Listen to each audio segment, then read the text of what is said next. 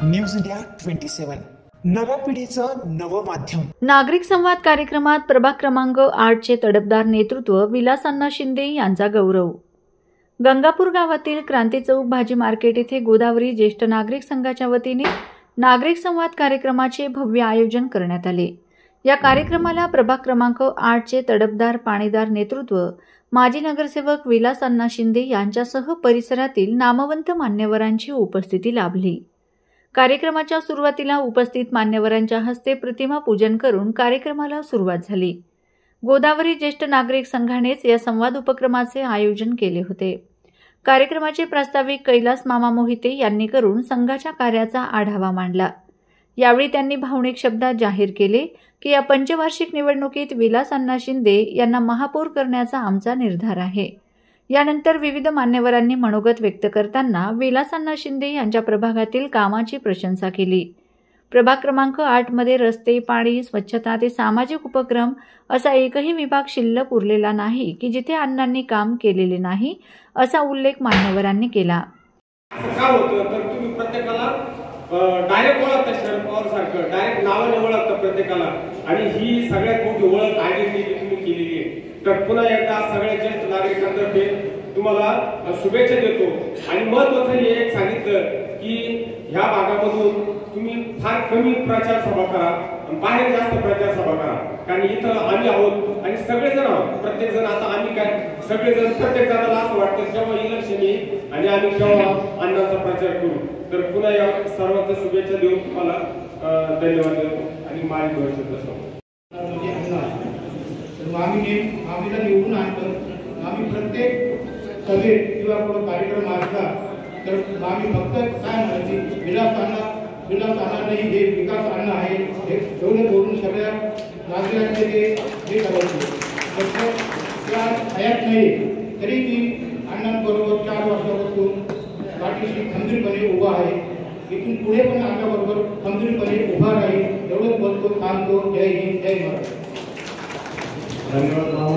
यानंतर निवृत्त संपूर्ण नाशिक महानगरपालिकेमध्ये आता हे निवडणुकीचं वारं सुरू झालेले आहे।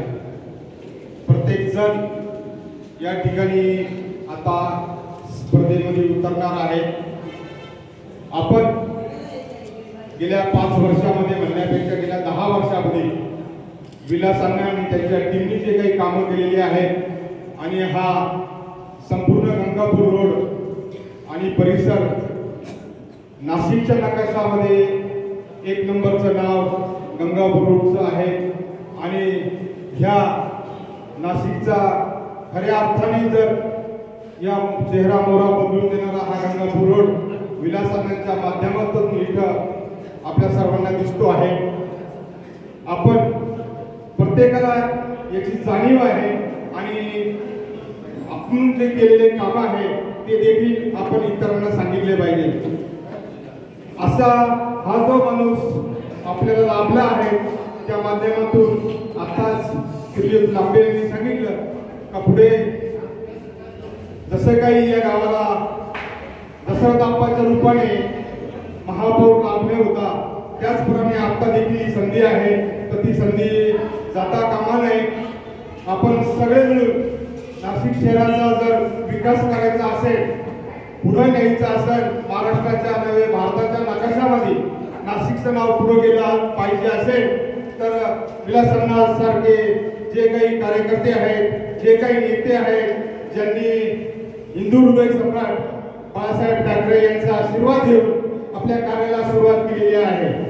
मित्रांनो, आपण संपूर्ण ज्यावेळेस हे महाराष्ट्राचं राजकारण बघतो, गेल्या काही वर्षापासून जी काही उलाढाल झालेली आहे आणि आपल्या सामर्थ्यावर ज्या माणसांनी या माजी नगरसेवक संतोष गायकवाड, नैना गांगुर्डे यांसह अशोक कर्डक, जगनतात्या पाटील, विष्णुपंत बेनकुळे, अरुण पाटील, विलास आहेरे, ज्ञानेश्वर पाटील, गोविंद डंबाळे, प्रदीप नाना कर्डक, भगवान गबाले, अशोक मामा खाडे, उत्तम आपा मंडलिक, कैलास जाधव आदी मान्यवर उपस्थित होते।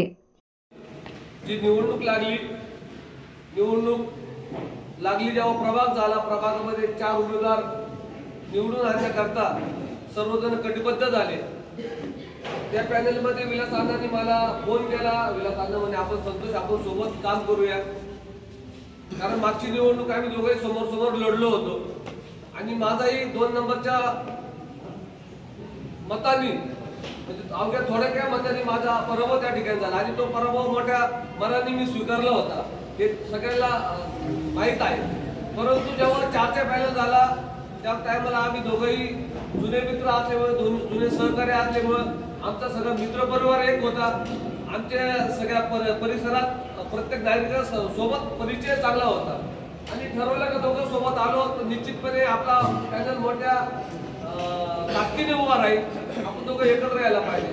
त्या पद्धतीने आम्ही दोघं जण एकत्र आलो आणि त्यांनी जे सीटा असतील मग आमच्या सोबत विष्णू पंत जोडीला घेतल्या, आमच्यासोबत नयनाताई जोडीला घेतल्या आणि आमच्या पॅनलवरती विलास अण्णांच्या पॅनलवरती आपण सर्वांनी विश्वास दाखवला। त्या विश्वासाला तडा न जाऊ देता तुम्ही 4ही नगरसेवक विलास अण्णांच्या माध्यमातून निवडून दिले आणि तो दिवस आणि आजचा दिवस आहे। आजपर्यंत आम्ही 4ही नगरसेवक जरी आमच्या राधा माने आम्हाला आमच्यातून जरी निघून गेल्या असतील, त्यांची जरी आम्हाला आजही कमी भासत असेल, परंतु आज ज्या आम्ही 3ही असतील 4ही असो आजपर्यंत कधीही नागरिकांचे काम कधी थांबवले। खरं तर 4 वर्ष होऊन गेलेले आहेत, निवडणुका नाही,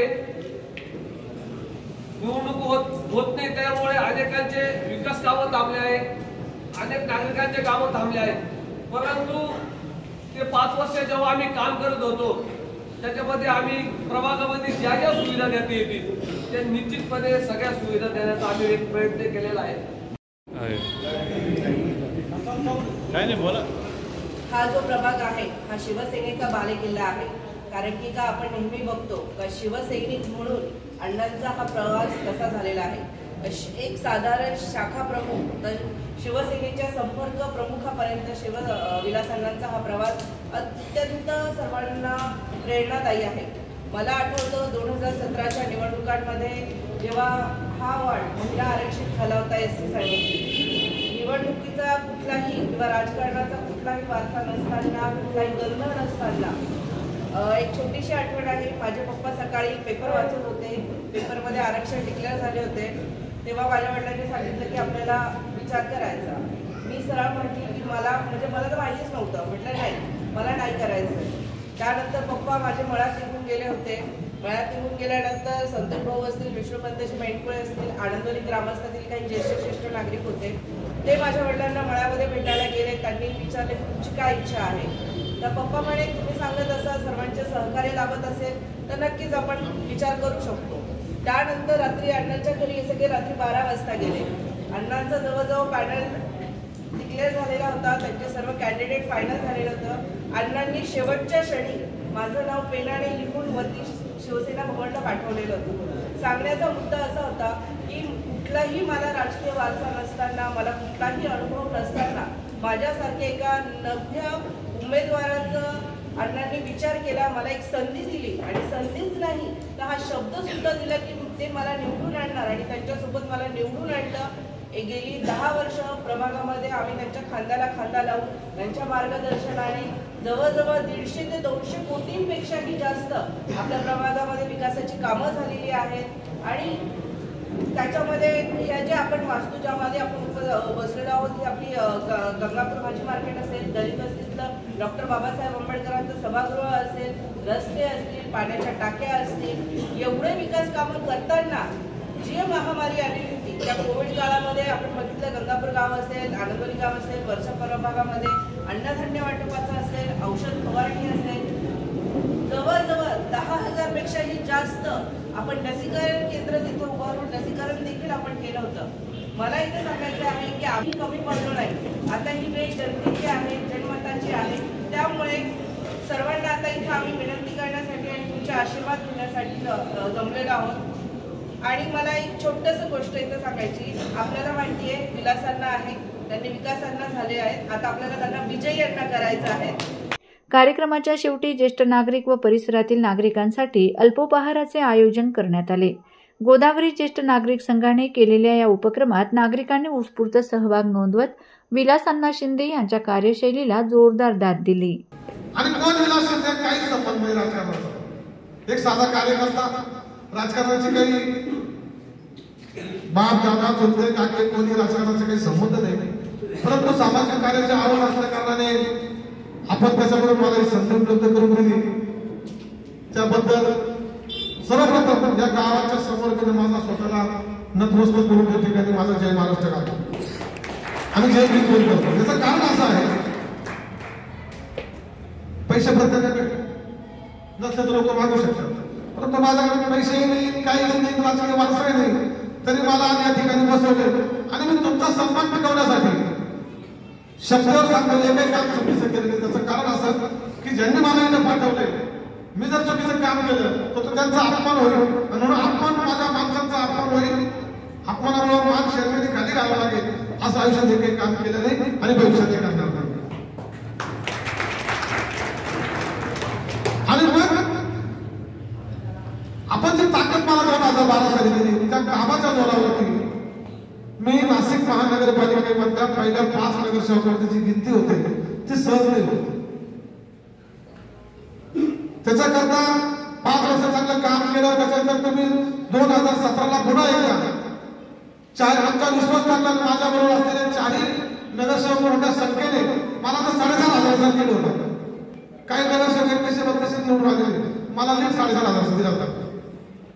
मग अजून जबाबदारी वाढली, अजून जबाबदारी काम करते आम्ही सगळ्यांना विश्वासात घेऊन करू लागलो. काम करत असताना तुम्ही मला जबाबदारी दिली आणि मीच माझ्या मार्गाने काही करायचं ते न करता मी सगळ्यांना विश्वासात घेऊन काम करण्याचा प्रयत्न केला. साहजिकच असं असताना कळत आपल्याला कोणाचं हे नसतं, परंतु कळत कोणाचे मन दुखवले पण जातात कारण ते आपल्याला माहित नसते याचं मन काय दुखवलेले. आणि मग असं जर कधी मला कदाचित माझ्याकडनं मन दुखवलं गेलं असेल आमच्या चौघांकडनं, तर मी सर्वप्रथम माझ्या भाषणाच्या विरुद्ध सगळ्यांची दिलगिरी व्यक्त करतो. कारण मला मोठे करणारे तुम्हीच आहे, इथं बसवणारे तुम्हीच आहे आणि मला क्षमा याचना देणारे पण तुम्हीच आहे आणि मला पण पुढे पाठवायचं की नाही पाठवायचं हे ठरवणारे पण तुम्हीच आहे.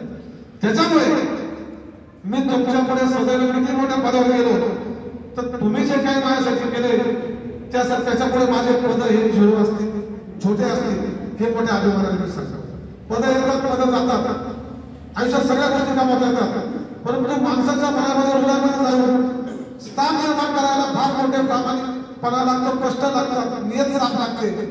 तेव्हा त्या समोरचा माणूस एवढा 2-2 तास 3 तासाचा बसतो, त्याच्याकरता त्या माणसाच्या मनात मी आमच्याविषयी प्रेम करण्यात तयार केलेले ते कामातून तुमच्या दिलेल्या मार्गदर्शक तुमच्या आश्वासन आग्रह केलेले. पक्ष फुटल्यानंतर अनेक लोक वापर करायला लागले. 50 रुपये कोणी काय आम्ही त्याच्यामध्ये जे पक्ष सोडून गेले त्यांच्याविषयी बोलायला लागलो. आम्हाला सुद्धा त्यावेळेस सुद्धा अनेक त्या ठिकाणी आम्हाला बोलवलं आलं. परंतु म्हटलं संतोष, आपण जर गेलो तर ज्या लोकांनी आपल्याला पाठवलं ते आपल्याला जोडायला मार्गदर्शन राहणार, कारण आम्हाला माहित नव्हतं परिस्थिती काय. परंतु त्याच्यानंतर 3.5 वर्षे गेले, प्रशासनात काम होत नव्हतं, सत्तेत नसल्यामुळे अधिकारी ऐकत नव्हते, पण आमच्या अधिकारी ऐकायचे, परंतु त्यांना सुद्धा पर्याय देत होत्या.